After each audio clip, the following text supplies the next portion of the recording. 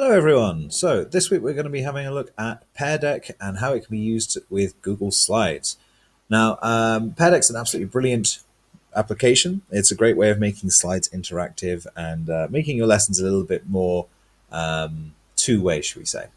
Now, we're going to go through a few different things today. We're going to have a look at what Pear Deck is and how it can be used, just quite how easy it is to set up a set of Google Slides in Pear Deck, and also how to use some of the custom questions as well as some of the template questions that they have on option as well. And at the end, I've got links for everything that we're going to have a look at today. Now, have a look at what is Pear Deck. Well, it's got two main options, two main functions as I see it. Firstly, you've got their use with Google Slides, and they've also got an absolutely brilliant way of sharing vocab as well. And we're going to have a look at that in next week's video, so be sure to have a look at that one. We're going to look at slides today, though. Now, what you can do with Pear Deck is basically make interactive questions inside your slides that your class can access using their devices, and you can see their responses in real time. So we'll have a look at how that works by having a look at these three main things: they're custom questions, template questions, and featured questions. Now, Pear Deck works as a website, but it has an add-on that you need to put into Google Slides as well. It's very easy to do. There are links at the end and plenty of tutorials on how to do that. We're going to have a look at some of the custom questions now, having a look through Pear Deck. So what I've done is I've set up my window here where I've got the same set of slides here, which are all presented with Pear Deck, and I've got them on a separate window over here. So let's have a look. You can see that first slide. On the back tab here, and I'm just going to move this one to the side so we can see both of these, I've got another account logged in where I can see Pear Deck as a user. So I'm going to try and show both of the user and the presenter experiences at the same time. This is the standard screen you'll get greeted with as a user. Just a nice little question about how you're feeling today. I'm feeling pretty good, so I'm going to click on that one. I wish the teachers could get access to that because you don't really get shown it. It'd just be a nice little thing to see.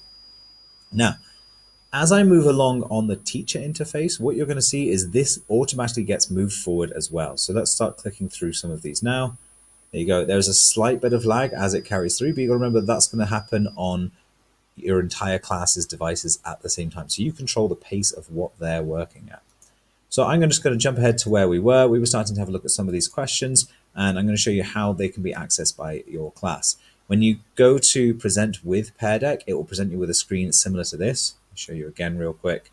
Once you've launched Pear Deck, which is this application up here, it will bring up a side window. This is going to look congested just because of how I've got my screen laid out, but it's actually not too bad at all. And then you go to present lesson. When you click on present lesson, it will take you to Pear Deck and create a screen like this with a nice way of translating the code for your class as well. Okay, let's have a look at some of these questions, shall we? All right, here's my first question. Why are ducks the best birds? This is a text question. It's a custom one. What your class will see is a set of your slide, as you can see over here, and they'll have the chance to answer in here. So if I type in because they loved bread the most, what you can see, oh, it's worth noting, also works with Grammarly. Always nice to know. Over here, I don't really get much of a response unless I click down here on show responses. Now this will show all of your class's responses in one big kind of like chat window. What you can do is you can then click on them to highlight them, find out a bit more information. Or if you've, say, got 20 responses and you're ready for your class to come together, you can click on this fantastic button down here, lock screens. Now you can see on the user side, their screen has now been locked. You can see that the user's most current answer, and then you can have your discussion as a class before moving them back onto the next question. Really nice functionality, really great way of making sure that those devices, those screens in front of your users aren't actually becoming too much of a distraction. Okay, going back to the slides. Next one, we've got a choice one. So I've put in here my three options, and then I applied the Pear Deck over the top of it. What this looks like over here is once you've got your slide put together, you click and you add in which one you want. So for example, I'll just show this the one time. If I click on add choice, it will bring up the choices that I've typed in. I can add in more or less as I need to, and then update the slide. And then you just need to make your slide reflect that as well to show what your question is that's being asked. Again, if they click on here and then we go to show responses, you can see who's chosen what, and that will update in real time as well, which is really nice for keeping an eye on what's going on in your class. And you can always lock their screens also.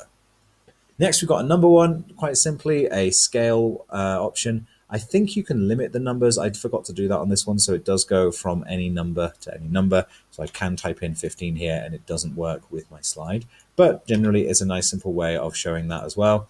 And then what's really nice is you get this great graph here, a great nice way of visualizing this information for your class as well. Okay, going on to the next one. Okay, so here we go. Websites. This one's brilliant. It's really good. It shows them the picture of the slide, what they currently look at, so they can see and receive their instructions, and then it opens up a window within Pear Deck.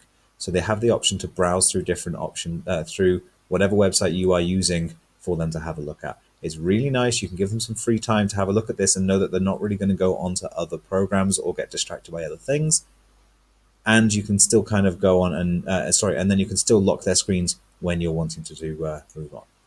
That's the four main options for custom questions that you get without going premium. There are two other options that you get if you pay for the premium package. We're just going to cover the basic functions today. Pear Deck have brilliant templates. They've got really great templates if you don't want to go through the process of creating your own ones from scratch all the time. Their ones are perfect already. They've done a really good job of putting them together, and there's a lot of options as well. They've split them into three main categories: lesson builders, learning development, and subject areas. There's 5 specific subject areas they've added something for. So, for example, here's just one of their quite simple ones where you can do some drawing. This is the user side over here, so then they can start to draw different things on here. There we go. They can highlight over the top if you've put something on the screen. You can add in lines, text, but it's your standard kind of paint functions. Really nice again. And again, over here, you get that show responses where you'll be able to click and go through everyone's responses at the same time. Draggables. This one's quite nice as well. You can drag the icon. So if you're working on a scale of some sort, you can get your class to, again, move where they're roughly feeling. And again, on the responses, you get that lovely image and that visualization of this again. This one comes from part of their more PSHE kind of questions, and they've got some really nice options here. So you can put a question up and you can ask who wants to kind of answer, who wants to share their thoughts, and you can then make sure that you're not pressuring your kids and give them that opportunity to volunteer to come forwards, or find the ones that are kind of on their way. You know, it's nice to get that temperature check. It's worth noting in the subject areas, they do actually try and facilitate Key Stage 1 and early years kind of classes as well.